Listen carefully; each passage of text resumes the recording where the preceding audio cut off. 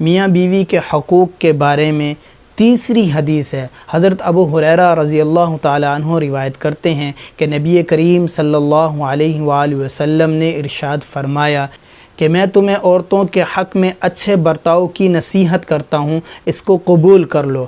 اس لیے ہے کہ عورت ٹیڑھی پسلی سے پیدا کی گئی ہے، اگر تم اسے بالکل سیدھا کرنا چاہو گے تو توڑ دو گے، اور اس کا توڑنا وہ طلاق دینا ہے، اور اگر تم اسے اپنے حال پر چھوڑ دو گے تو یہ ٹیڑھی کی ٹیڑھی ہی رہے گی۔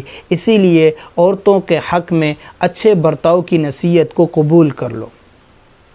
یہ تو نبی کریم صلی اللہ علیہ وآلہ وسلم کی حدیث ہے، یعنی کہ ایسا نہیں ہو سکتا کہ تمہاری بیوی تمہارے مزاج کے بالکل مطابق ہو، ایسا نہیں ہو سکتا۔ کچھ نہ کچھ ایسی باتیں ہوں گی جو تمہاری بیوی تمہارے مزاج کے خلاف ہوں گی۔